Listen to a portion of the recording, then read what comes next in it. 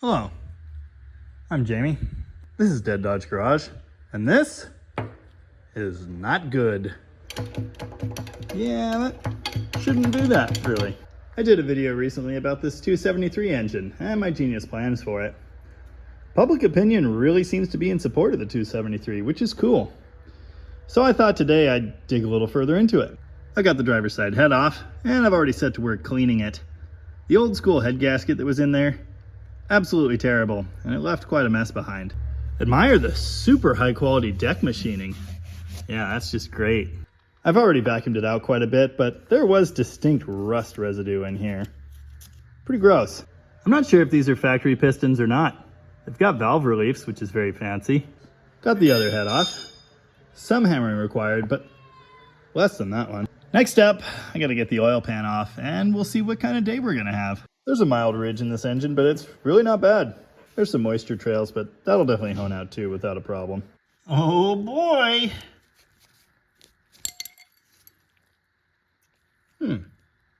This bearing was just starting to do the bad stuff that we don't like. You're not gonna believe this. I think I'm gonna get away with it. There's some discoloration, but there's nothing here that'll catch a fingernail. Ditto the rod. I think we're gonna be okay.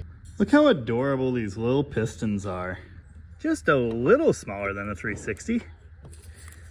Yeah, there's some room to move around in there. Of course the rings were seized up solid. Got the top one broken free pretty easily, so that's cool. Now I'm working on the second one. It's quite gummed, but we're getting there. Oh yeah. Magical combination. Trip to the wire wheel. Brake clean.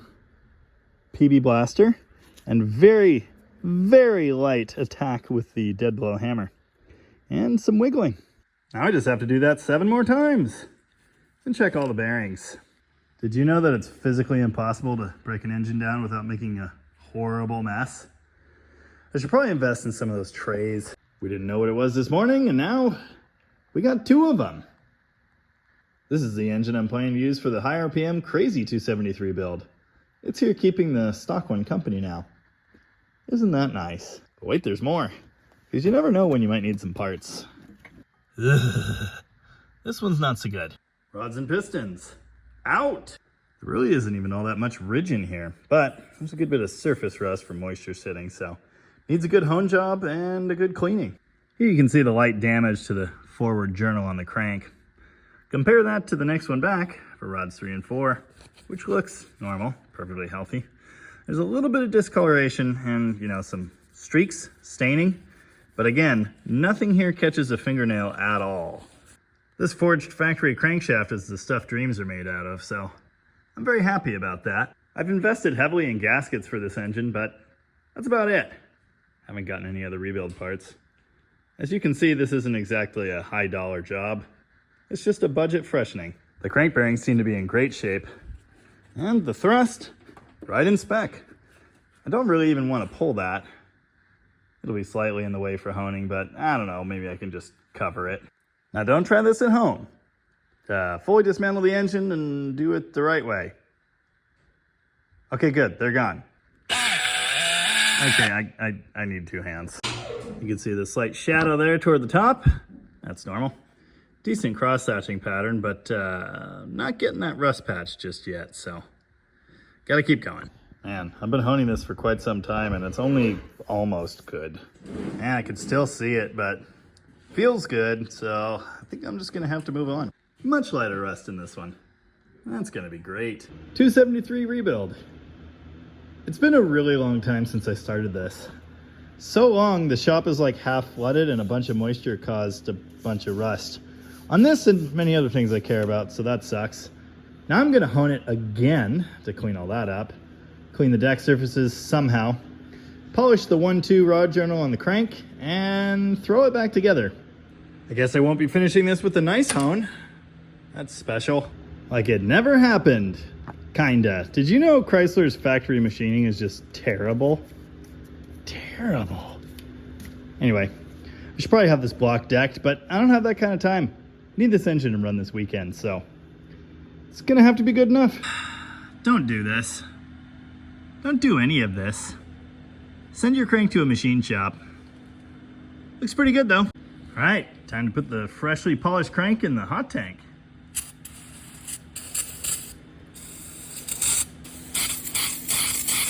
You know, the key to the cheapest engine overhaul imaginable, as with all other things, is to know what you can get away with. And boy, I think I'm gonna get away with a lot here. Well, I hope anyway. Fun 273 fact. The rod and the crank and everything else in the rotating assembly is the same as a 318, but the piston is super tiny, therefore it's lighter. To maintain the same balance as the 318, the 273 uses this gigantic, chunky, super heavy wrist pin. Speed secret! Change these out for 318 pins, rebalance the rotating assembly. Well, here's another interesting piece of Chrysler engine lore. Notice these letters on the engine? These ones say CC, albeit upside down. This piston says C on it. That corresponds to a cylinder of a certain size. I don't remember what the increments are, but at the factory they measured the resulting bores after machining and picked the piston closest to the correct size. That's what the letters indicate, which size piston to use. I magically found some matching, appropriately sized, aged rod bearings. I found them on these perfectly good poly pistons. And by perfectly good, I mean, I think half of them are cracked. But that's another story. They've got brand new rings, but old rod bearings, so problem solved, I guess. Piston and rod assemblies are clean and ready to install, except number 5. Number 5 has some interesting pitting here.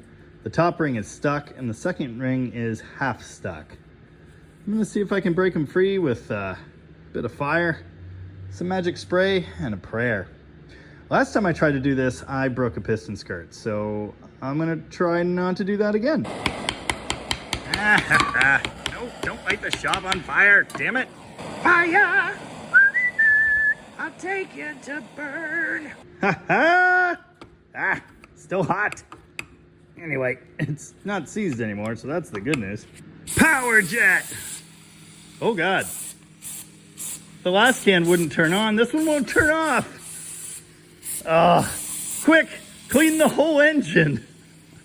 I'd be really upset right now if that stuff wasn't free.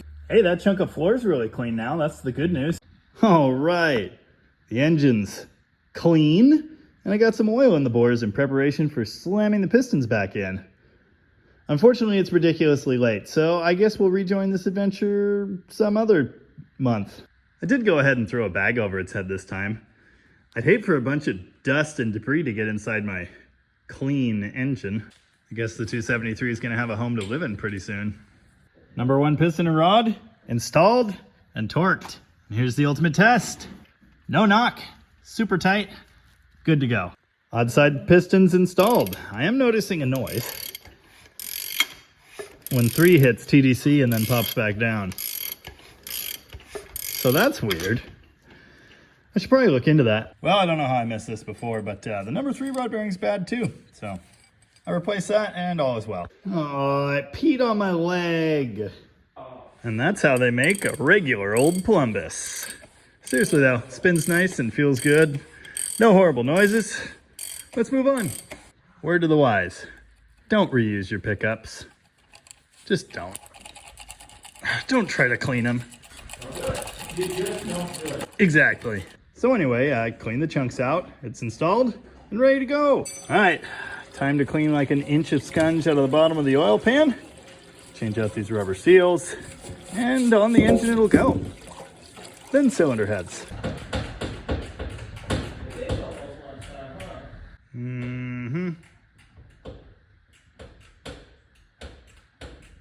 Way better. Okay, so this headset said 5.2 liter, that's 318, and 4.5, which is 273.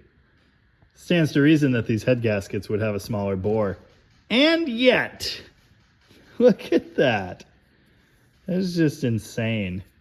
Now envision the big valve 360-340 head that's like got a chamber close to that circle. And envision where the humongous intake valve would be. And that's why you have to notch these things if you want to run stupid heads like that. Oh yeah, and the oil pan's installed. Yay! cleaning up the cylinder heads, which I should really be putting valve seals in.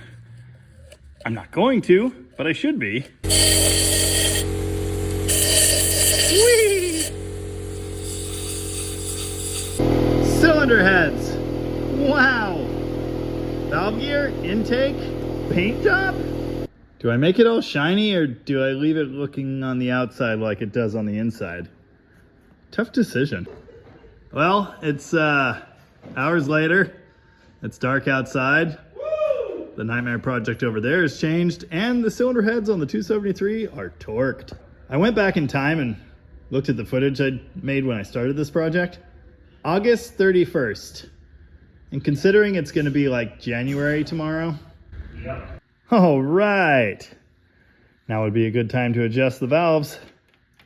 Yep, they're adjusted. I've decided painting this engine is absolutely pointless. So I'm gonna go ahead and keep going and dress it with an intake and stuff. You know, I don't usually use these steel shimmy thingies. I usually get the composite ones, but 273. Man, this special D4B manifold for the 273 is extremely light. That's great. It's gonna be awesome on the autocross or whatever. I'm just getting it cleaned up, kind of. I mean, you've seen the engine, so. I somehow lost the intake bolts from that engine. Luckily, I've got more. This poor 273 spent like decades in a shop, maybe a swamp. Don't know, but it's rusting to pieces. Lots of good hardware though. Ooh, alternator brackets. I'm gonna need those. Well, we're on a super fun journey of learning and discovery. Turns out this engine's got 5/16 intake bolts. The intake bolts I removed from that other 273 were the same as later small blocks, 3/8. So that's weird, because that engine totally had adjustable rockers. And I thought it would be exactly the same as this one. It's not. In the 273 history video I did, I discussed the different angle of these intake bolts, but I didn't realize there were also some years that had smaller ones. That's a problem because I can't find the bolts that came out of this thing. Luckily, hoarding saves the day again. Turns out Magnums, with their vertical intake bolts, also use 5/16. I couldn't get them in every position. I'm gonna have to go find some shorter bolts, but they at least got it cinched down and the silicone's setting now. Half of these bolts, removed from a 97 Ram recently, have a really long shoulder, so that's one problem. The other problem is, in these end positions, they're enclosed, unlike the Magnum, and these bolts would blast right through the backside of that. Here in the middle, they just extend into crankcase, so they're perfectly fine. Oh yeah, in case you're wondering why the intake manifold's black, it wasn't me, but it's really entertaining because I've been doing that for quite some time. In fact, the LD4B on the 360 over here under the hood of the Demon, also black and dusty.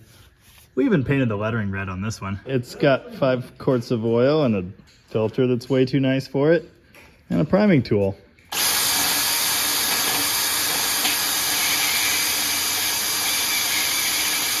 Time today. Oh yeah, there's oil pressure. The oil switch is bad. It's in there, you know, we've done that one before. Yeah. But this one leaks. Only that takes once-ish. Oh, all right then. Now you do have to crank the engine over as you're doing that to get lubrication up to the rocker shafts. And I was going to, but I don't want to leak all the oil out through that thing, so I think we'll just call it good here. Recall this engine's job is to pretend to be a commando, and to that end, it gets the fancy valve covers. It also has the chrome breather. Same one used on a 426 Hemi, actually. Yeah, I already regret not painting it. And there it is, the crown jewel. The shiny chrome commando air cleaner. It's a thing of beauty and perfection. The Edelbrock sitting under it isn't. It's missing all kinds of crap. It's more of a placeholder than anything else. That fuel pump's broken. I do need to find correct bracketry. It still needs spark plugs. That oil filter is definitely going to hit the firewall, so that needs to be reconfigured. There's a lot to deal with here. And really, I mean, these are all problems I can solve given enough time, but I'm kind of running out of that. It's got 8 decent rod bearings, so that's an improvement. With another couple hours of effort, this thing will be ready to drop in the Valiant. That'll be fun. There's a whole bunch of other nightmare over here that has to be dealt with first. Hey. Yeah. All in good time. In the meantime, the Valiant's had its guts ripped out and it's been shoved unceremoniously out here in the mud. It is not too late to put the 440 in it instead. Alright, it's time for second dinner. Hey, thanks for watching. And remember, hard work pays off in the future. Laziness pays off now. Ooh, Pertronics.